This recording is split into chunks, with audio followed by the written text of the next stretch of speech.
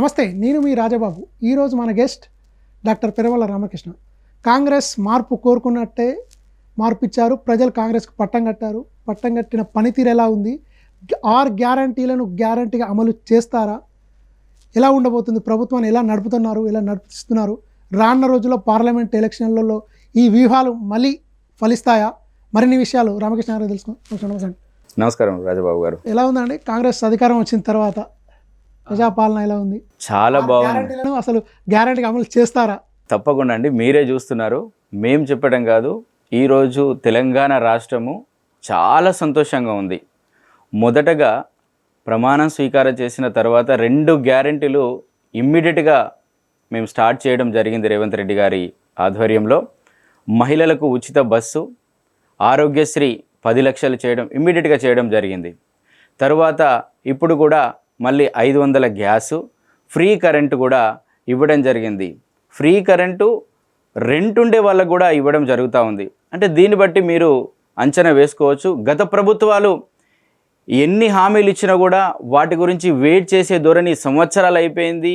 10 సంవత్సరాలు అయిన తర్వాత కూడా అమలు కాని హామీలు వెళ్ళే ఉన్నాయి. కానీ కాంగ్రెస్ ప్రభుత్వం ఎప్పుడైనా పేద ప్రజల పక్షాన ఉంటుంది.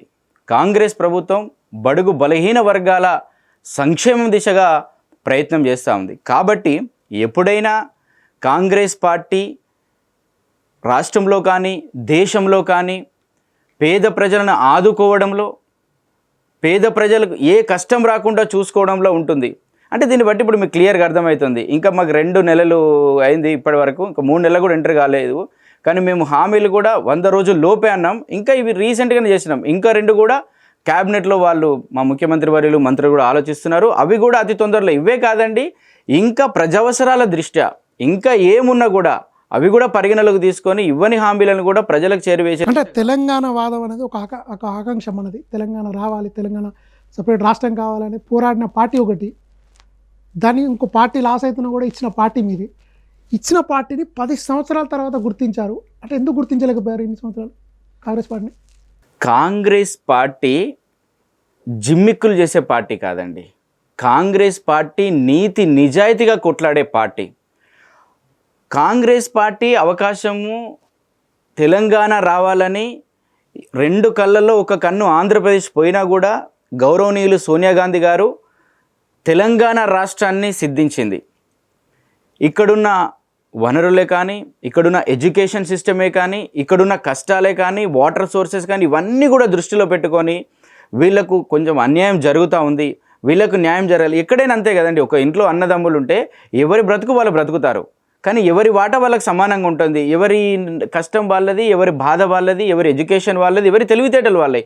ఆ విధంగా చేసి కూడా అక్కడ నష్టపోతామని తెలిసి కూడా, కానీ అప్పుడు నష్టపోతామని చూడలేదండి. భవిష్యత్తు కావాలి, ఎవరి కష్టం తీర్చాలి అన్న ఉద్దేశంతో తెలంగాణ రాష్ట్రాన్ని కాంగ్రెస్ పార్టీ సిద్ధించడం జరిగింది. కానీ ప్రజలుని ఓన్ చేసుకోవడంలో అబద్ధాల ముఖ్యమంత్రి ఇన్ని రోజులు ఉన్నారు ఆయన, మాజీ ముఖ్యమంత్రి గారు. ఆయన నోరు తెరిస్తే అబద్ధాలే. అలాగా కొన్ని మాయమాటలు నమ్మి ప్రజలను మోసం చేయడము జరిగింది. దాన్ని ప్రజలు అప్పుడు అవి మంచి మాటలు అనుకున్నారు. మంచి మాటలు అనుకొని ప్రజలు వాటిని స్వీకరించడం జరిగింది. స్వీకరించి వారిని అధికారంలోకి తీసుకురావడమే తప్ప ఆయన ఏదో చేస్తాడని, ఏదో చూస్తాడని అనుకున్నారు. అంటే మీరు చెప్పారు, 2 దఫాలు చెప్పారు, మేమే ఇచ్చాం తెలంగాణని, మేమే ఇచ్చాం తెలంగాణని చెప్పినా కూడా ప్రజలు కాంగ్రెస్ పార్టీ నమ్మలేదు. ఈసారి ఎందుకు నమ్మారు? ఎలా నమ్మించారు? మేము నమ్మించాల్సిన అవసరం లేదండి. ఫస్ట్ ఏ విధంగా అయితే ప్రజలు నమ్మి ఆయనను తీసుకొచ్చారో, ఆయన మాయ మాటలు నమ్మి ఆయన నోరు తెరిస్తే అబద్ధాలనేది ప్రజలకు అర్థమైపోయింది. ఏదన్నా చూసుకోండి, పిల్లల నుంచి తీసుకుంటే ముసలి వాళ్ళ వరకు కూడా ఏ ఒక్కరికి కూడా న్యాయం జరగలేదు. ఫస్ట్ ఒక మనిషికి కావాల్సింది ఫస్ట్ ఉండడానికి ఇల్లు అండి. మీరు ఏ గ్రామం అన్నా తీసుకోండి, ఏ వాడన్నా తీసుకోండి, ఏ ఊరన్నా తీసుకోండి, రాష్ట్రంలో ప్రతి ఊరికి వెళ్ళినా కూడా మీకు ఇందిరమ్మ అంటే ఒక ఇల్లు అనేది మనకు గౌరవం అండి. ఆ ఇల్లు ఇందిరమ్మ ఇల్లు ఇచ్చింది. మరి టీఆర్ఎస్ గవర్నమెంట్ వచ్చిన తర్వాత డబుల్ బెడ్రూమ్ అన్నారు. అంటే ఫస్ట్ ఒక ఆలోచన ఉండాలండి. మనం ఒక పథకం పెట్టేటప్పుడు ఉన్నతాధికారులను కూర్చునబెట్టి, సమాలోచనలు చేసి, క్యాబినెట్ కూర్చునబెట్టి, ఎమ్మెల్యేలను, ప్రజాప్రతినిధులను, లోకల్ లీడర్స్ అందరినీ కూర్చునబెట్టి ఒక విచారణ జరిపి ఏ విధంగా చేస్తే బాగుంటుంది, ఎట్లా చేస్తే బాగుంటుంది అని కొన్ని ప్రణాళికలు రూపొందించాలి. అప్పుడు కానీ పబ్లిక్లో తీసుకుపోవచ్చు. మనోడికి ఏమున్నది, ఏ రోజు రాత్రి ఏ ఆలోచన వస్తే పొద్దున అది ఇంప్లిమెంట్ చేయాలి, రావాలి, ప్రెస్ మీట్లో మాట్లాడాలి. అది కాదు కదా, ప్రజలకు ఏమో కేసీఆర్ ఇచ్చిన తెలంగాణ ప్రభుత్వం ఇచ్చిన పథకాలన్నీ అమలు కాని పథకాలే అంటారా? ఇప్పుడు ఏ విధంగా అమలైంది మీరు మనమే మాట్లాడుకుందామండి. ఇప్పుడు ఎగ్జాంపుల్ డబుల్ బెడ్రూమ్ ఇల్లు అన్నాడు. డబుల్ బెడ్రూమ్ ఇల్లు ఎంతమందికి ఇచ్చాడు? ఏ ఒక్కరు సాటిస్ఫైగా ఉన్నారు? ఏ ఊరికన్నా పోదామండి రాజబాబు గారు, మనం ఏ ఊరికన్నా పోదాం, ఇందిరా మిల్లతోటి సాటిస్ఫై ఉన్నారా, కేసీఆర్ హామీలతోటి సాటిస్ఫై ఉన్నారో చూద్దాం. మళ్ళీ ఇంకొకటి దళిత బంధు అన్నారండి. దళిత బంధు ఎమ్మెల్యే సిఫారసులు వాళ్ళు ఇచ్చేది 10 లక్షలు అన్నారండి. 10 లక్షలు 3-4 లక్షలు లేకపోతే సగం వరకు కూడా అక్కడే పోయినాయి. ఇంకా కొన్ని మాటలు చెప్పకూడదు కానీ ఎన్నో విధాలుగా దళితులను మభ్యపెట్టి దళిత బంధు పేరు మీద అన్ని రకాలుగా హింసలకు గురి చేసిన ప్రజెంట్ ఉన్న ఎమ్మెల్యేలు, వాళ్ళ తొత్తులు, ఇంకా మిగతా వాళ్ళు అలా తీసుకోవడమే కాకుండా అన్ని రకాలుగా ఇబ్బంది పెట్టినారు. ఇప్పుడు ఎవరికో ఒక్కరికి ఇచ్చి మేము రాష్ట్రం మొత్తం దళితులను న్యాయం చేసినామని చెప్పారు. ఎవరికి ఇచ్చారండి మీరు? 10 లక్షలు ఎవరన్నా అడిగినారా? సరే మీరు ఇస్తారనుకున్నారు. అక్కడ గవర్నమెంట్ ఎంప్లాయీస్కి ఇచ్చారు. గవర్నమెంట్ ఎంప్లాయీస్ అడిగారా? మీ ఓట్ల కోసం, మీ స్వలాభం కోసం డబ్బులున్న గవర్నమెంట్ ఎంప్లాయీస్ కూడా ఇచ్చారు నీ ఓట్లు రావాలని. అది అన్యాయం కాదా? ప్రజల సొమ్ము అన్యాయంగా పోలేదా?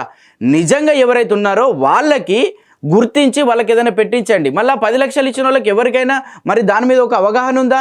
లేకపోతే దాని మీద ఒక సమగ్ర విచారణ జరిపారా? లేకపోతే వాళ్ళు నిజంగానే మీరు ఇచ్చిన యూనిట్ నెలకొల్పారా? వాళ్ళు దాని మీద డెవలప్ అవుతున్నారా? ఇది కూడా ఆలోచించలేదు. ఏదో ఇచ్చినామా, వీళ్ళకి సగం ముట్టింది, వాళ్ళకి సగం ముట్టింది. వాళ్ళు అంటే మీరు అన్న వాదన చూస్తాం, బంగారు తెలంగాణ దిశగా తెలంగాణ తెచ్చుకున్నాం, 10 సంవత్సరాలు బంగారు తెలంగాణ చేస్తారని నమ్మకంతో ప్రజలు పట్టం కట్టారు, నడిచింది. ఆ బంగారు తెలంగాణ అయిందంటారా కాదంటారా? ఖచ్చితంగా కాలేదండి. బంగారు తెలంగాణ అంటే ఏంది? సగటు మనిషి అభివృద్ధి చెందటంలో, సగటు మనిషి బుక్కెడు బువ్వ తినటంలో, సగటు మనిషి ఒక ఉద్యోగం చేయటంలో, సగటు మనిషి గౌరవంగా బ్రతుకుతేనే బంగారు తెలంగాణ అండి.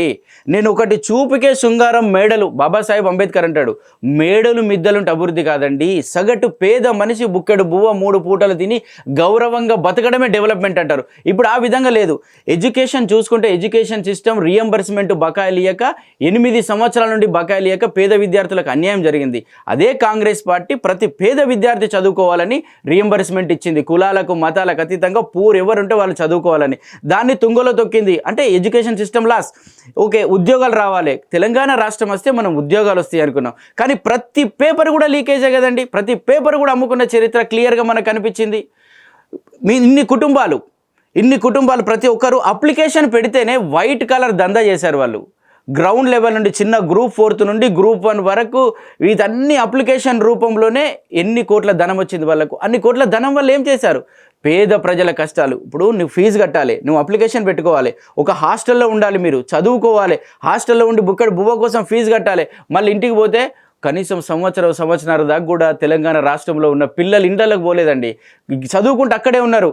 అయ్యా ఏంది బిడ్డ, నీ బిడ్డ రాలేదానే మళ్ళీ ఇంటికంటే, నా బిడ్డ గవర్నమెంట్ జాబ్తోటే వస్తుందయ్యా, అంత గట్టిగా పట్టుదలతో నా బిడ్డ చదువుకుంటాడు. ఏం కొడుగా మీరు రాలేదానే మీ కొడుకు అంటే తెలంగాణ చూస్తున్నది గురుకులాలు పెరిగాయి, గురుకుల విద్యా సంస్థలు పెరిగాయి, ఉదయం టిఫిన్ అని అల్పాహారాలు అన్నీ చేశారు కదా తెలంగాణ గవర్నమెంట్లో. అయినా కూడా కాంగ్రెస్ విమర్శించడానికి ఛాన్స్ లేదు. ఎందుకంటే గతంలో ఉన్న కేంద్రంలో కూడా కాంగ్రెస్ తెలంగాణకు చేసింది ఏం లేదని ఒకసారి వాదన చేశారు. ఎడ్యుకేషన్ సిస్టము మీకు రియంబర్స్మెంట్ ద్వారా ప్రతి ఒక్క కళాశాలకు మీకు రియంబర్స్మెంట్ ద్వారా వచ్చినప్పుడు డాక్టర్సు, ఇంజనీర్సు రకరకాలుగా పెద్ద చదువుకొని ఐఏఎస్లు, ఐపీఎస్లు కూడా అయ్యారు. ఇప్పుడు ఏదైతే చెప్తున్నారో గురుకుల సంస్థలు అనేది, గురుకులాలు ఇచ్చారు కానీ అవి టెంపరీగానే ఇచ్చారు. మళ్ళీ దాంట్లో ఉన్న సిబ్బంది కూడా టెంపరీ సిబ్బంది.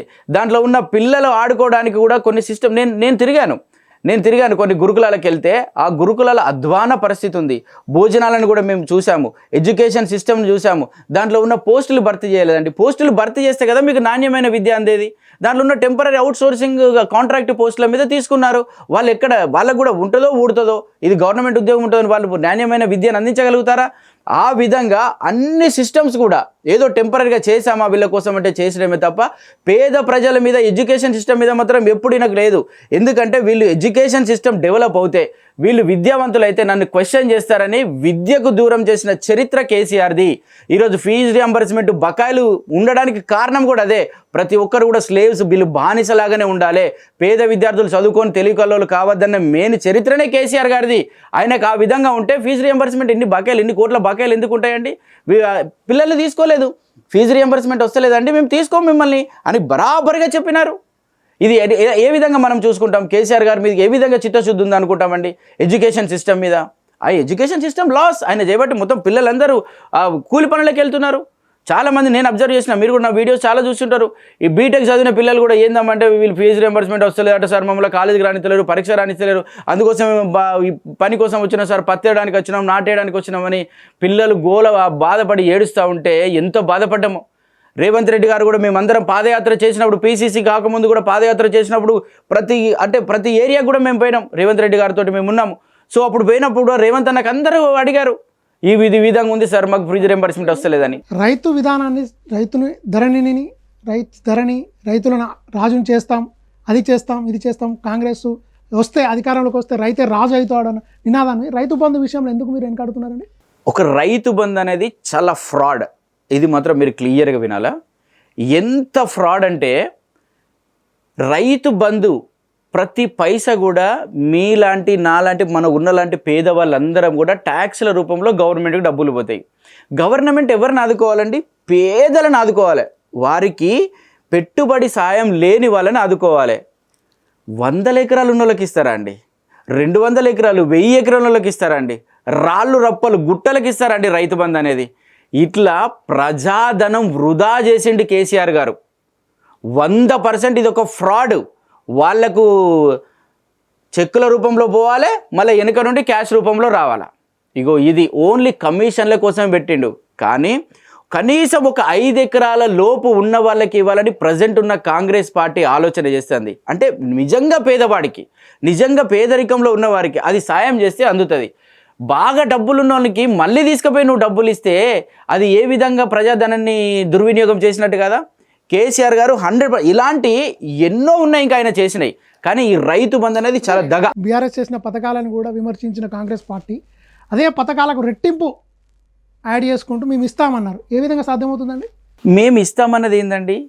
మేము ఇప్పుడు కౌలు రైతులకు ఇస్తామన్నాం.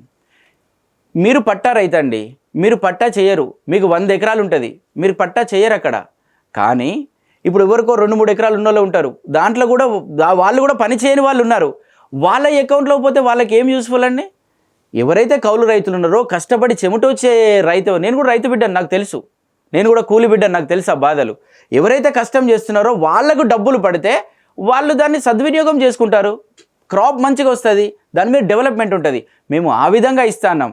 కానీ ఇబ్బడికి ఇస్తానులే, ప్రజాధనం ప్రతి పైసా కూడా మా ముఖ్యమంత్రి గారు చాలా ఆచితూచి తెలంగాణ రాష్ట్ర అభివృద్ధి కోసం, ప్రజల అభివృద్ధి కోసం, రైతుని రాజు చేయడం లక్ష్యంగా రేవంత్ రెడ్డి గారు ప్రయత్నం చేస్తూ ఉన్నారు. అంటే ఈ గ్యారంటీల మీద అసలు ప్రజలకు గ్యారంటీ ఉందా? అసలు ప్రభుత్వానికి గ్యారంటీ ఉందా? అమలు చేస్తారు, ఇంకా 2 చేస్తారు, ఇంకా 4-5 ఉన్నాయి, ఇంకా అమలు చెప్పలేని గ్యారంటీలు కూడా ఉన్నాయి.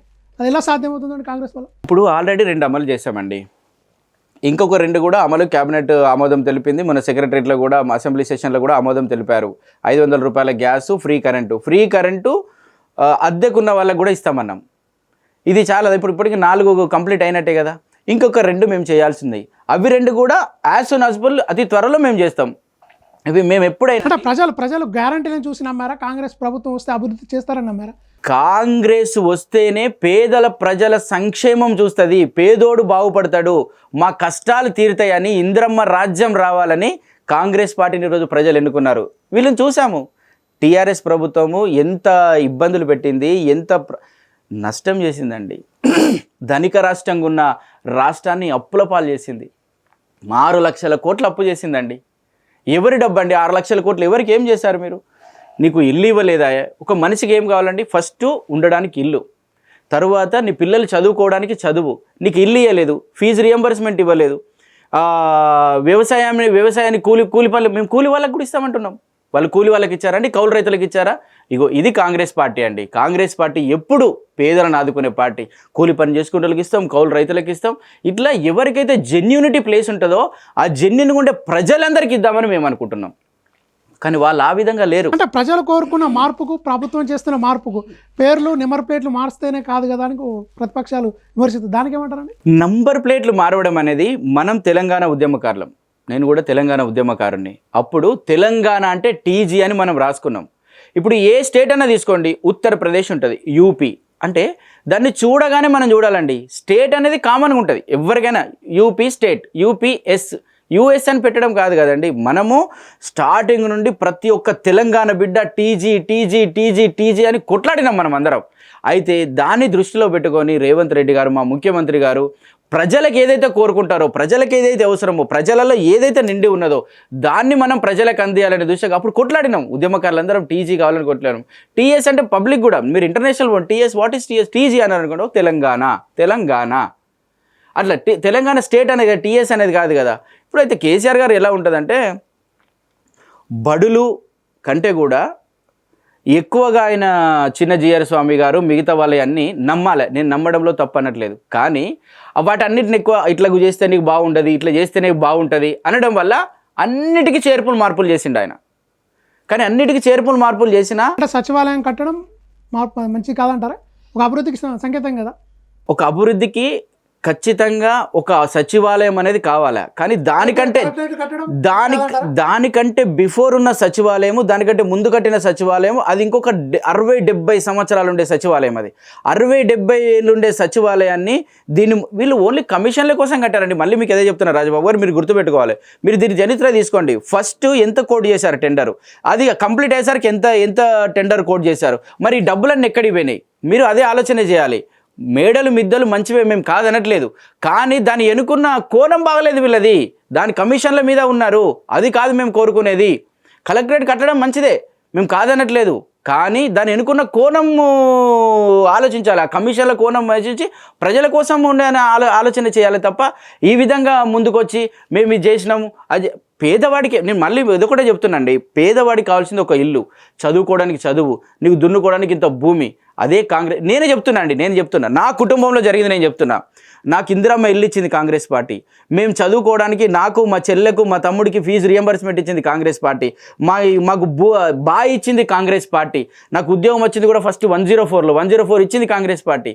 అంటే ఒక పేదోడికి ఏం కావాలి, ఇవన్నీ ఇచ్చింది కాంగ్రెస్ పార్టీ. అలాంటి కాంగ్రెస్ పార్టీ పేదోడి గురించి ఆలోచిస్తుంది. మరి మీరేం చేశారని మిమ్మల్ని నేను అడుగుతా ఉన్నా ఇక టీఆర్ఎస్ ప్రభుత్వాన్ని. ఇలాంటివి కాకుండా మీకు కమిషన్లు వచ్చేది, ఎక్కడ కమిషన్లు వస్తే అక్కడ తీసుకోవాలి, ప్రజలకు ఉపయోగపడే. అంటే మీరు అనుకున్న సాధ్యం చేయాలంటే ఒక స్టేట్తోనే కాదు, ఢిల్లీ నుంచి ఒక సీల్ కవర్ రావాలి. మీ ఆంక్షలు మీ అభివృద్ధి కావాలన్నా కూడా ఒక సీల్ కవర్ నుంచి ఢిల్లీ నుంచి రావాలి. ఆ ఢిల్లీ నుంచి రావడానికి ఎంతమంది వారధులు ఉంటారండి?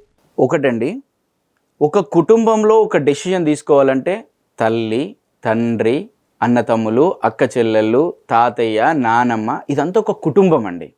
అయితే ఒక కుటుంబము కొన్ని రోజుల తర్వాత, ఇప్పుడు మా నాన్న మా మమ్మీ ఒక దగ్గర ఉన్నారు, నేను ఒక దగ్గర ఉన్నాను, మా తమ్ముడు ఇంకొక దగ్గర ఉన్నాడు, మా చెల్లి ఒక దగ్గర ఉంది, మా నానమ్మ తాతయ్య ఒక దగ్గర ఉంటారు. ఈ ఒక్క దగ్గర ఉంటే వీళ్ళలో అనుభవాలు, పద్ధతులు, సాంప్రదాయాలు ఇవి ఒకరికొకరం తీసుకోవడంలో తప్పు లేదు కదండి.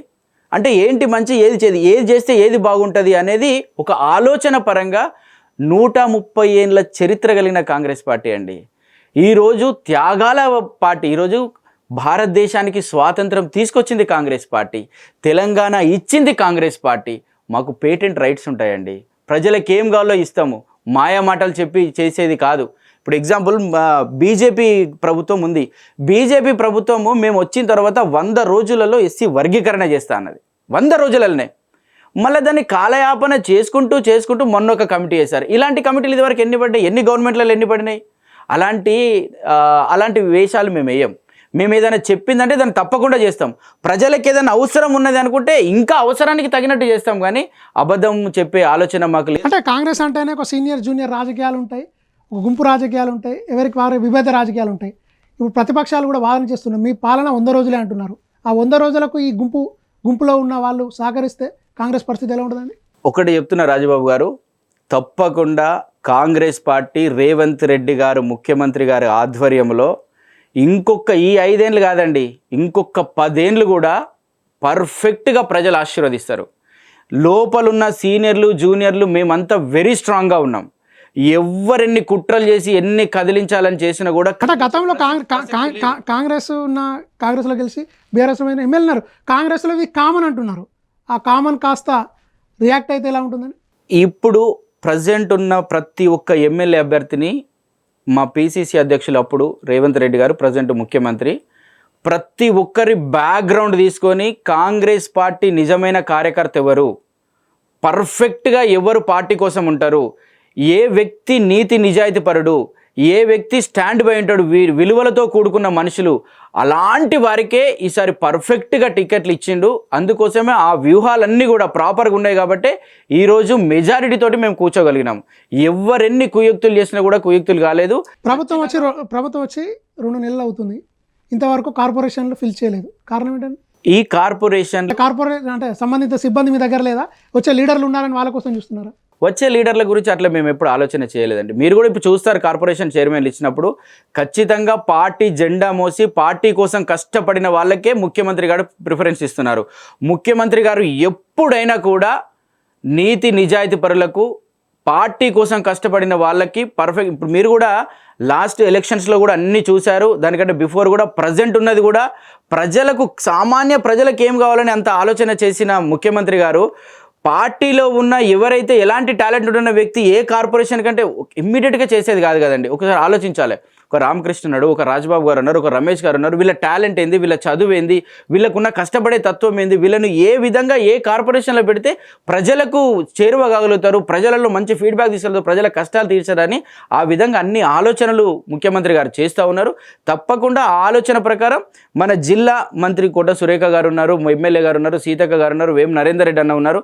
వీళ్ళందరి ఆధ్వర్యంలో కూడా మన జిల్లాకి కూడా ఖచ్చితంగా ప్రజలకు కోసం ఎవరైతే కష్టపడినారో వాళ్ళకు ఒక మంచి కార్పొరేషన్. తెలంగాణలో ఒక ప్రత్యర్థి పార్టీ అంటే ఏ పార్టీ అని చెప్తారండి కాంగ్రెస్? మాకైతే ప్రజెంట్ అయితే ప్రత్యర్థి పార్టీ అంటే మేము టీఆర్ఎస్ అనుకోవట్లేదండి. భవిష్యత్తులో కూడా టీఆర్ఎస్ అనుకోం. అంటే మొన్నటి వరకు పోరాడింది కూడా బీఆర్ఎస్తోనే కదా? మొన్నటి వరకు మేము బీఆర్ఎస్ తోటి పోరాడినాము, కానీ వాళ్ళు చేసే పనులు అంటే కాంగ్రెస్ కూటమితోని పోతేనే విజయాలు వస్తుంది, సోలోగా పోతే విజయాలు రావాలని మళ్ళీ ఒకసారి నిరూపించారు కదా. ఇప్పుడు కూటమి మీరు ఒక్కసారి చూడాలి. మేము ఏం కూటమి ఎవరున్నారు మాకు మీకు చెప్పండి. మేము లాస్ట్ టైం ఎవరితో పెట్టుకున్నాం? ఒక సిపిఐ వాళ్ళతో మాత్రమే పెత్తు పెట్టుకున్నాం. మిగతా ఎవరితో పెట్టుకోలేము మేము. మిగతా వాళ్ళందరూ కూడా మాకు సపోర్ట్ చేశారు, కానీ వాళ్ళకి ఎవరికి మేము ఎమ్మెల్యే టికెట్లు అంటే మీరు ఒకటి గుర్తుపెట్టుకోవాలి. ఎవరైనా సపోర్ట్ చేస్తే వాళ్ళు ఎక్స్పెక్ట్ చేస్తారు మన నుండి ఏమన్నా, కానీ మేము అలాంటిది ఏమీ చేయలేదు. వాళ్ళు స్వచ్ఛందంగా కాంగ్రెస్ పార్టీ ద్వారానే రేవంత్ రెడ్డి గారు ముఖ్యమంత్రి అయితేనే ఖచ్చితంగా ఈ రాష్ట్రం బాగుపడుతుందని వాళ్ళు యునానిమస్లీగా వాళ్ళందరూ సపోర్ట్ చేశారు. ప్రతి ఒక్కరు, ఉద్యమ నాయకులు కోదండరెడ్డి గారు కానీ ఇంకా మిగతా వాళ్ళందరూ కూడా కానీ అందరూ సపోర్ట్ చేశారు. కాబట్టి వాళ్ళందరికీ అంటే కూడా ప్రజలు అనుకున్నారు మాకు ఇప్పటి వరకు ఏం రాలేదు, నాకు ఇల్లు రాలేదు, నా బిడ్డకు ఉద్యోగం రాలేదు, మా బాయికాడ మాకు ఏం జరగలేదు. టీఆర్ఎస్లో కాంగ్రెస్ పార్టీ వస్తేనే ఖచ్చితంగా మాకు అభివృద్ధి జరుగుతుందని ప్రజలు నిర్ణయించారండి. కాబట్టి ఖచ్చితంగా ఈసారి రైట్ అనుకున్నాగా మార్పు కోరారు. ఇప్పుడు ఎంపీ ఎలక్షన్స్ కూడా వస్తున్నాయి. ఎంపీ పరిస్థితులు ఎలా ఉంటుందండి? ఖచ్చితంగా ఈ 17 ఎంపీ ఎలక్షన్స్లో మేము గతంలో ఒక నినాదం ఉండేది, సారు కేసీఆర్ 16 అని ఒక నినాదం ఉండేది. మరి ఆ నినాదం ఇప్పుడు కాంగ్రెస్ కొత్త నినాదం ఏముంటుందండి? పార్లమెంట్లో మార్పు కావాలని చెప్పారు. మరి ఆ మార్పు రాజబాబు గారు, మేము అలాంటి నినాదాలు ఏం చేయమండి. మాకు ప్రజావసరాలు, ప్రజల కష్టాలు, ప్రజల బాధలు తీర్చడమే మా నినాదం. మేము ఖచ్చితంగా మా ముఖ్యమంత్రి గారి ఆధ్వర్యంలో ఎలక్షన్స్కి వెళ్తూ ఉన్నాం. 17 పార్లమెంటు స్థానాలకి ఖచ్చితంగా 13 నుంచి 14 మేము గెలుచుకుంటామని చాలా ప్రగాఢమైన నమ్మకం ఉంది. ఒక కాంగ్రెస్ పార్టీ ఒక కార్యకర్తగా నాకు చాలా నమ్మకం ఉంది. అవి ఖచ్చితంగా వస్తాయని సార్, వరంగల్ పార్లమెంట్ కూడా మీరు కూడా ప్రయత్నం చేస్తున్నారు ఒక సీనియర్ లీడర్గా. ఎలా ఉందండి, అవకాశాలు ఉంటాయంట కాంగ్రెస్లో? ఖచ్చితంగా ఒక లెటర్ ఇక్కడ గాంధీ భవన్లో ఇవ్వాలి, ఒక లెటర్ ఢిల్లీలో ఇవ్వాలి, వీళ్ళకి వారధి ఉండాలి, ఎలా సాధ్యం అవుతుందండి? అయితే ఎప్పుడైనా మేము ఒక్కటే అప్లికేషన్ అండి, లెటర్స్ ఇవ్వడం అనేది ఏముండదు. ఒక అప్లికేషన్ మాత్రం గాంధీ భవన్లో పెట్టుకోవాలి. అయితే ఈ లెటర్స్ ఇవ్వడం అనేది మన గురించి ఒక వ్యక్తికి తెలియాలి కాబట్టి, కొందరికి తెలియదు కాబట్టి ఆ విధంగా మన ఒక బయోడేటాలు సబ్మిట్ చేస్తాం. ఎవరైతే పెద్ద పెద్ద మనుషులు అనుకుంటామో వాళ్ళందరికీ మన గురించి తెలియదు. కాంగ్రెస్లో ఉంటుంది కదా ఒక కోడ్ మార్క్ అని, ఒక ఆ వర్గానికి చెందిన కోడ్ ఒక ఇన్షియల్ వేసుకొని గాంధీ భవన్లో ఇవ్వడం, ఈ వర్గానికి సంబంధించిన ఒక ఇన్షియల్ వేసుకొని గాంధీ భవన్లో. కాంగ్రెస్లో అది కామన్ కదా. ఇప్పుడు కాంగ్రెస్లో ఏ వర్గానికి చెందినవారు అంటారు? నేను ఖచ్చితంగా కాంగ్రెస్ వర్గానికి చెందినవాడిని, 100% కాంగ్రెస్ వర్గానికి చెందినవాడిని.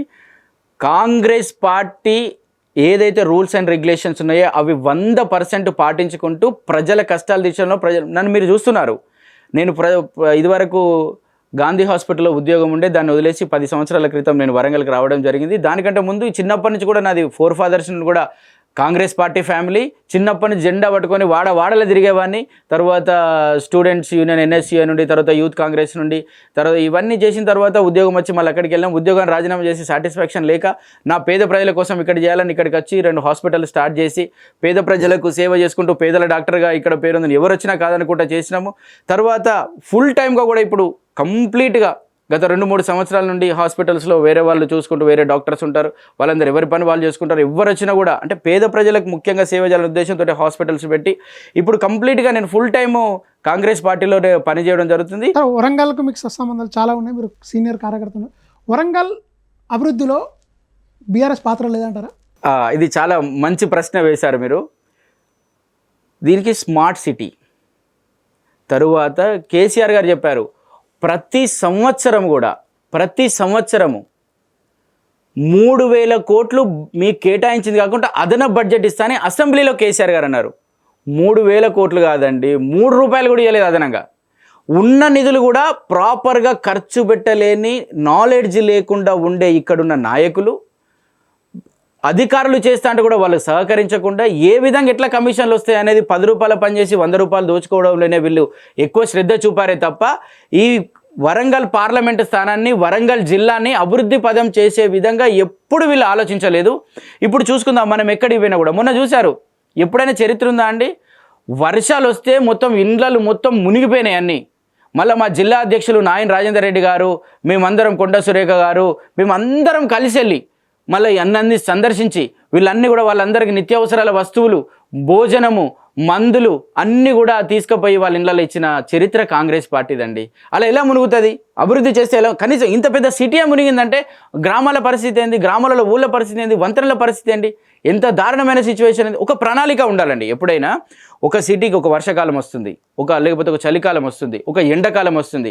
ప్రజలకు ఏ విధంగా సౌకర్యాలు కావాలి, వాళ్ళకి ఏ విధంగా అయితే మనం ప్రజలకు చేరువైతాం, వాళ్ళ కష్టాలు ఏమేమి తీర్చాలో వాళ్ళు అడగ ముందుకు చేయడమే ప్రభుత్వం పని అండి. వాళ్ళు అడిగిన తర్వాత చేయడం కాదు, వాళ్ళు మొత్తం అన్యాయమైన తర్వాత చేయడం కాదు. అరో అని ఎంత బాధపడ్డారో బాలింతలు, పేషెంట్లు చాలా ఇబ్బందికి గురి చేసిండ్రు ఇప్పుడున్న నాయకులు. మేము అలా కాదండి, ఒక ప్రణాళిక ఉంది. మొన్ననే మా నాయన రాజేందర్ రెడ్డి గారు ఇక్కడ పెద్దమూరి దగ్గర ఆ నాలా పనులన్నీ 90 కోట్లతోటి అభివృద్ధి స్టార్ట్ చేశారు. మీరు చేసిన అభివృద్ధి ఏందండి? ఓన్లీ కమిషన్ల కోసం మీరు పనిచేశారు. కాబట్టి ఈరోజు ప్రజలు ఆశీర్వదించారు. ఇంకా ఈ వరంగల్ జిల్లాని తెలంగాణ రాష్ట్రంలోనే ఒక 2వ రాజధానిగా చెప్పుకుంటాం. ఇంకా అంతకంటే అభివృద్ధి మా మంత్రివర్యులు మనం అనుకున్నట్టు మీరు కూడా పోరాటం చేశారు, మీ పార్టీ కూడా పోరాటం చేసింది, కాజీపేట కోచ్ ఫ్యాక్టరీ. మీ ప్రభుత్వంలో సాధ్యమవుతుంది అది? ఖచ్చితంగా తెలంగాణ రాష్ట్రంలో కాంగ్రెస్ పార్టీ ప్రభుత్వం ఉంది. అది సెంట్రల్ రిలేటెడ్ కాబట్టి సెంట్రల్లో రాహుల్ గాంధీ గారి ఆధ్వర్యంలో, ఖర్గే గారి ఆధ్వర్యంలో, సోనియా ఆశీర్వాదంతో రాహుల్ గాంధీ గారు ఇప్పుడు న్యాయయాత్రలో ఉన్నారు. భారతదేశం మొత్తం కూడా చాలా పార్టీలు కూడా బీజేపీ వల్ల అన్యాయం జరుగుతుంది, ప్రజాధనాన్ని మొత్తం లూటీ చేసి ప్రజలకు సంబంధించిన ఆర్గనైజేషన్స్ అన్నీ అమ్ముతా ఉన్నారు. అంటే మీరు అన్న వాదన చూస్తే బీఆర్ఎస్ బీజేపీ అనే వాదన మీరు ప్రసారం చేశారు, అది వాస్తవం అంటారా? ఖచ్చితంగా వాస్తవం అండి, 100% వాస్తవమే. ఏ విధంగా అంటే చూడండి, వాళ్ళే ఓపెన్గా చెప్పారు. చాలామంది నాయకులు, బీఆర్ఎస్ నాయకులు చెప్పారు, మేము ఖచ్చితంగా రేపు అధికారంలోకి వస్తాం, మాకు కొన్ని సీట్లు అటు ఇటు అయితే కూడా బీజేపీ 100% సపోర్ట్. మీరు చూడండి, ప్రతి పార్లమెంట్లో వాళ్ళు ఏ బిల్లు తీసుకొచ్చినా యునానిమస్గా అసలు ఏం జరుగుతుంది ఏమని తెలియకుండా కూడా వీళ్ళపై సంతకాలు పెట్టి మద్దతు తెలియజేశారు. దాన్ని బట్టి అర్థమైతే లేదా మనకు? దేనికన్నా ఉంటుంది, అరే మాకు ఇట్లా అన్యాయం జరిగింది, మాకు ఇట్లా జరుగుతుంది, ఇవన్నీ వీటి గురించి ఏది పట్టించుకునే లేదు. విభజన చట్టంలో మనకు ఎన్నో హామీలు రావాలి తెలంగాణ రాష్ట్రానికి, ఏ ఒక్క హామీని కూడా నెరవేర్చిన పరిస్థితి పోలేదు. మన కేసీఆర్ గారి అక్కడున్న మంత్రులకు కానీ, ఎంపీ రాజ్యసభలు, ఎంపీ లోక్సభలు, వీళ్ళు ఓన్లీ అక్కడికి పోయి కూర్చోవాలి. అది ప్రజెంట్ ఉన్న చూద్దామండి. ఇప్పుడు మన లోక్సభ అభ్యర్థి, మన వరంగల్ లోక్సభ అభ్యర్థి పసునూరు దయాకర్ గారు ఉన్నారు. పసునూరు దయాకర్ గారు 10 సంవత్సరాలుగా ఉన్నారు. 10 సంవత్సరాలుగా ఎన్నిసార్లు మాట్లాడారండి పార్లమెంట్లో? మన వరంగల్ పార్లమెంటు అభివృద్ధికి ఈ నిధులు కావాలి, ఇవి కావాలి, ఇది డెవలప్ చేయాలని ఎప్పుడు అడిగారండి? మాకొక విజన్ ఉంది. ఖచ్చితంగా ఈ వరంగల్ జిల్లాలో మనకు ఒక విజన్ ఉంది. కాంగ్రెస్ పార్టీ ప్రభుత్వం ఉన్నప్పుడే మామ్నూరుకు సంబంధించిన ఎయిర్పోర్ట్కి సంబంధించిన ల్యాండ్ దాన్ని ఎగ్జామినేషన్ జరిగింది, అవన్నీ జరిగింది. తర్వాత ఒక సైనిక్ స్కూల్ ఏర్పాటు చేయాలని కూడా అప్పుడున్న బలరాం నాయక్ గారు కేంద్ర మంత్రి వర్యులు ఉండే, వీళ్ళందరూ ఆధ్వర్యంలో కూడా సైనిక్ స్కూల్స్ ఏర్పాటు చేయాలని.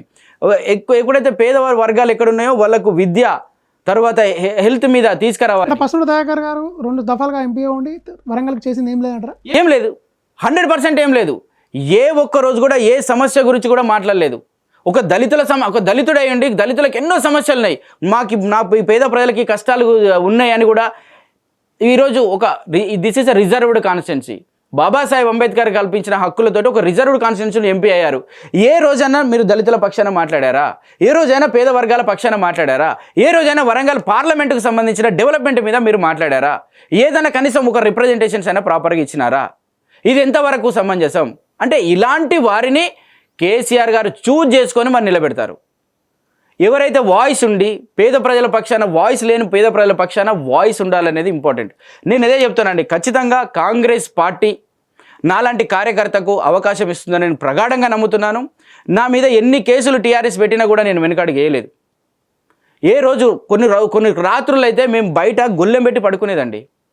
గొల్లెం పెట్టి తాళం వేసి పడుకునేది. ఇంట్లో లోపల ఏసీ ఆఫ్ చేసుకొని ఫ్యాన్ ఆఫ్ చేసుకొని పడుకునేది. ఏ రాత్రి పోలీసు వాళ్ళు అరెస్ట్ చేసుకొని పోతారు, ఎట్లా సార్ భయమేది. నా బిడ్డ అడిగేది, పప్ప ఫ్యాన్ అయ్యి పప్ప అని అంటే. అంటే కాంగ్రెస్లో కూడా కార్యకర్త కాకుండా కమిట్మెంట్ ఉండే లీడర్లకే అవకాశం కల్పిస్తున్న ఒక వాదన వస్తుంది. ఏమంటారు? కార్యకర్తతో పాటుగా కమిట్మెంట్ ఉండే లీడర్లని ఖచ్చితంగా కాంగ్రెస్ పార్టీ గుర్తిస్తుంది.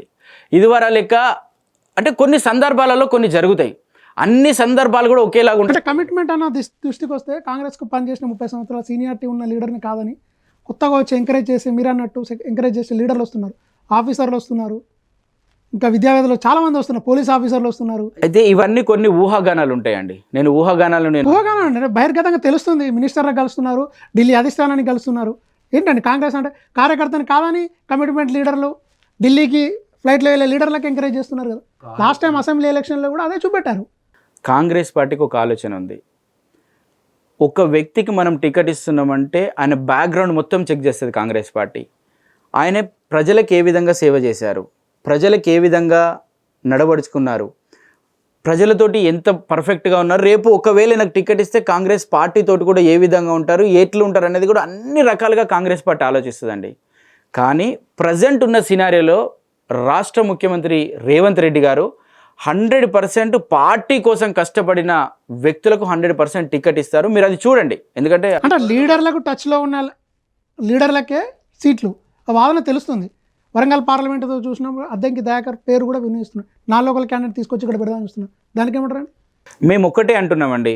అంటే వరంగల్లో కార్యకర్తలు లేరా, సీనియర్ కార్యకర్తలు లేరా, వాళ్ళకి అవకాశాలు లేవా, వాళ్ళ సీనియారిటీ లేదా, వాళ్ళ అభివృద్ధి చేసే దిశగా లేరా, లేకుంటే ఆర్థికంగా లేరా? ఇప్పుడు ఎగ్జాంపుల్ నేనున్నా అండి.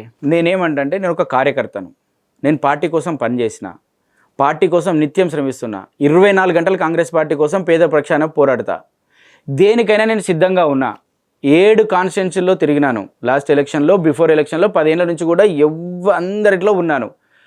నా ధ్యేయం, నా ఆశ, నా శ్వాస కాంగ్రెస్ పార్టీ కోసం, ప్రజల కోసం పనిచేయడమే. చివరి వరకు కూడా ఈ 3 రంగుల జెండా చివరి వరకు కూడా నేను పేద ప్రజల పక్షాన, కాంగ్రెస్ పార్టీ పక్షాన పోట్లాడాలా అనుకునే వ్యక్తిని. కాబట్టి నాలాంటి వ్యక్తికి ఖచ్చితంగా కాంగ్రెస్ పార్టీ సోనియమ్మ ఆశీర్వాదంతో ముఖ్యమంత్రి రేవంత్ రెడ్డి గారు ఖచ్చితంగా గుర్తిస్తారు అనేది నమ్మకం ఖచ్చితంగా ఉందండి.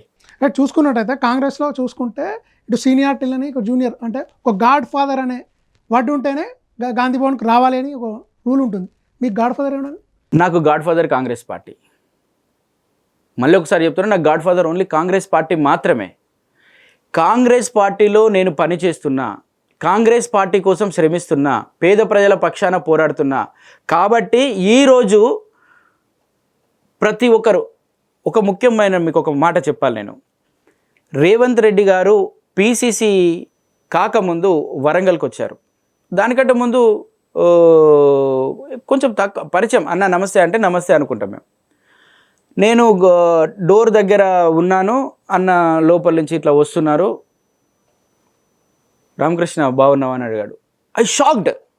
సీరియస్లీ నాకు అంత ఎక్కువ పరిచయం లేదు. అన్న నమస్తే అంటే నమస్తే అనుకుంటా, కానీ ఎక్కడ దూరం నుంచి నమస్తే, నా పేరు పెట్టి పిలిచే అంత నాకు లేదు.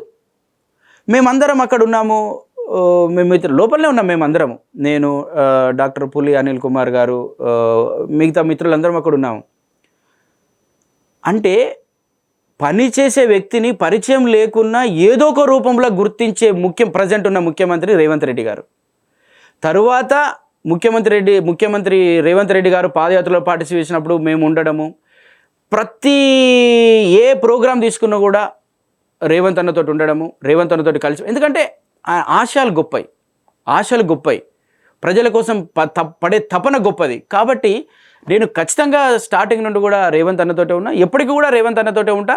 రేవంత్ రెడ్డి గారి ఆధ్వర్యంలో నేను పనిచేయడానికి సిద్ధంగా, అంటే పిసిసి కాకముందే నన్ను గుర్తించిన వ్యక్తి రేవంత్ రెడ్డి గారు. అలాంటి అయినప్పుడు ముఖ్యమంత్రి గారు అయిన తర్వాత నన్ను ఖచ్చితంగా గుర్తిస్తారు. నా సేవలు ఖచ్చితంగా కాంగ్రెస్ పార్టీ వినియోగించుకుంటుంది, పేద ప్రజల పక్షాన వినియోగించుకున్నాను. రేవంత్ రెడ్డి గారు ముఖ్యమంత్రి రెడ్డి గారి డెసిషన్ ఇస్ ఫైనల్. అప్పుడే గుర్తించిన వ్యక్తి ఇప్పుడు అంటే తన వెంట ఉన్న లీడర్లకే రేవంత్ రెడ్డి సీఎం హోదాలో ఏం కల్పించలేకపోతున్నారు. ఒక కార్యకర్త, ఒక జిల్లా సంబంధించిన, అంటే గుడిలో ఉన్న గుడి బయట ఉన్న దేవుడికి, గుడిలో ఉన్న దేవుడికి చాలా తేడా ఉంటుంది కదండి. సరే, ఎలా తేడా ఉన్నా అందరు వేరు, ముఖ్యమంత్రి రేవంత్ రెడ్డి గారు వేరండి.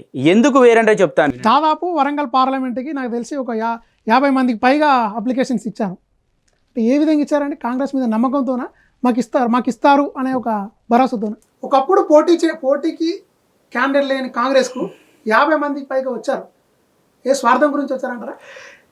నేనేమంటా అండి, రేవంత్ రెడ్డి గారు ముఖ్యమంత్రి గారు ఏ విధంగా చూస్తున్నారు అంటే, ఒక వ్యక్తిని తీసుకుంటే ఆ వ్యక్తి పూర్వపరాలు ఏంటి. ఇప్పుడు నేనున్నాను, 10 సంవత్సరాల క్రితము కాంగ్రెస్ పార్టీ అధికారం లేదు, కానీ నేను ఎవ్రీడే ప్రభుత్వాన్ని ప్రశ్నించేది, ఎవ్రీడే నేను ఒక ప్రోగ్రామ్ చేసేది. మ్యాక్సిమం ఒక నెలల 25-26 ప్రోగ్రామ్స్ ఉండేది నాది ఎవ్రీడే. సో నేను అట్లా కొట్లాడిన కాబట్టే నాకు అప్పుడే నన్ను రేవంత్ రెడ్డి గారు గుర్తించారు. ఇది ప్రజాస్వామ్యం, కాంగ్రెస్ పార్టీ ప్రజల పార్టీ కాబట్టి అందరికి లిబర్టీ ఉంటుంది. ఎవరైనా కూడా అప్లికేషన్ పెట్టుకోవచ్చు. దాంట్లో పార్టీలో లేని వాళ్ళు కూడా, పార్టీ జెండా వేసుకోని వాళ్ళు కూడా చాలామంది అప్లికేషన్ పెట్టారు. అంటే అంత లిబర్టీ ఉన్న పార్టీ కాంగ్రెస్ పార్టీ అందరిని ఆహ్వానిస్తుంది. మేము అందరినీ కూడా ప్రేమగా చూస్తాం, ఆహ్వానిస్తుంది. కానీ దాంట్లో ఎవరైతే సమర్థులు ఉన్నారో, ఎవరైతే పార్టీ కోసం పనిచేసినారో, ఎవరైతే నిస్వార్థంగా పనిచేసినారో, ఇన్ని కష్టాలు పడినారో వాళ్ళని ఖచ్చితంగా పార్టీ గుర్తిస్తుంది అని నేను ప్రగాఢంగా నమ్ముతా ఉన్నాను. రైట్. వరంగల్ పార్లమెంటరీ సెగ్మెంట్కు కేంద్రం నుంచి ఏ నిధులు వస్తే కేంద్రం వరంగల్ అభివృద్ధి చెందుతుంది, ఒక అవగాహన ఉందండి? ఖచ్చితంగా. ఫస్ట్ వరంగల్ జిల్లాని 2వ రాజధాని చేసుకోవాలన్నదే, మీరు నన్ను పర్సనల్గా అడిగారు కాబట్టి నేను చెప్తున్నాను, 2వ రాజధాని చేసుకోవాలనేదే ముఖ్య ఉద్దేశంగా ఫస్ట్ నా ఆలోచన ఏమున్నది అంటే, ఇక్కడ ఆల్రెడీ కాంగ్రెస్ పార్టీ హయాంలో ఉన్నప్పుడే ఎయిర్పోర్ట్ ఉంది. ఎప్పుడైతే రవాణా వ్యవస్థ డెవలప్ అవుతుందో అప్పుడు ఆ ఏరియా డెవలప్ అవుతుంది. రవాణా వ్యవస్థ డెవలప్ చేయాలంటే ఖచ్చితంగా ఇక్కడ ఎయిర్పోర్ట్ అనేది కావాలి. ఆ ఎయిర్పోర్ట్ కావాల్సిన ఫస్ట్ ఆ నిధులు తెచ్చే ప్రయత్నం మనం చేస్తాం. కోచ్ ఫ్యాక్టరీ ఇక్కడ లేకపోవడం వల్ల ఎంతో ఉపాధి కోల్పోయినారు. ఉపాధి కోల్పోవడం వల్ల మనకున్న ఇమేజ్ కూడా పోయింది. కోచ్ ఫ్యాక్టరీ రావడం తర్వాత సైనిక్ స్కూల్స్, మన సైనిక్ స్కూల్స్ అనేది చాలా ముఖ్యము. ఇక్కడ ఒక్క సైనిక్ స్కూల్ కూడా లేకపోవడం వల్ల మన పిల్లల భవిష్యత్తు కూడా అర్ధంతరంగా పోతుంది. సైనిక్ స్కూల్స్ ఏర్పాటు చేయాలనేది నా ప్రధాన ఉద్దేశం. ఎడ్యుకేషన్ సిస్టమ్ తర్వాత పేద బడుగు బలహీన వర్గాల కోసం సపరేట్గా ఒక ఏరియాకు ఒకటి వచ్చిన లైబ్రరీస్ ఏర్పాటు చేసి వాళ్ళకు సెంట్రల్ ఫండ్స్ తీసుకొచ్చి ప్రతి ఒక్క ఏరియాలో లైబ్రరీస్ ఏర్పాటు చేయాలనేది నా ప్రధాన ఉద్దేశం. చదువుకు డాక్టర్ బాబాసాహెబ్ అంబేద్కర్ చెప్పినట్టు చదువుకు చాలా దగ్గర చేయాలనేది ఆలోచన.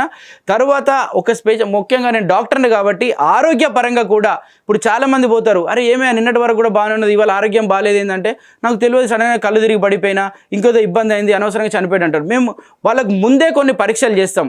బీపీ, షుగర్ లాంటి పరీక్షలు, కొన్ని కొలెస్ట్రాల్ లాంటి పరీక్షలు ముందే చేస్తాం. కాబట్టి అలాంటి ఫండ్స్ తీసుకొచ్చి తప్పకుండా కాంగ్రెస్ పార్టీ అధికారంలోకి రాబోతుంది. అక్కడ నుండి ఫండ్స్ తీసుకొచ్చి పార్లమెంటును అన్ని రకాల అభివృద్ధి చేసి, ఒక విశ్వవిద్యాలయాలను ఇంకా పటిష్టం చేసి, మంచి ఎడ్యుకేషన్ ఇచ్చి, రీసెర్చ్ సెంటర్స్, మన దగ్గర రీసెర్చ్ సెంటర్స్ లేవు, రీసెర్చ్ సెంటర్స్ కూడా డెవలప్ చేసి వరంగల్ను ఒక సస్యశ్యామలంగా తెలంగాణ రాష్ట్రానికి 2వ రాజధానిగా చేయాలనేది నా ప్రధాన ఉద్దేశం. రైట్. ఇది ఏదేమైనా కూడా కాంగ్రెస్లో కార్యకర్తలకు అంటే గుర్తింపు ఉంటుంది. డాక్టర్గా నా ప్రజాసేవలకు ప్రజలకు అంకితం చేశాను. అదేవిధంగా రాజకీయాలకు కూడా గత 20-25 సంవత్సరాల నుంచి కూడా నేను కాంగ్రెస్ పార్టీకే విధేయుడిగా ఉన్నాను. ఈసారి కాంగ్రెస్ వరంగల్ పార్లమెంట్ అభ్యర్థిగా అవకాశం ఖచ్చితంగా పార్టీ గెలిపిస్తుంది. రేవంత్ అన్న వెంట అందరం ఉన్నాం. ప్రభుత్వం ఇచ్చిన హామీలను ఖచ్చితంగా నెరవేర్చే దిశగా మేము పోరాటం చేస్తామని రామకృష్ణ గారు అంటున్నారు. ఈరోజు ఇది లీడర్ టైం. మరో లీడర్ టైంతో మళ్ళీ కలుద్దాం. Keep watch win studio.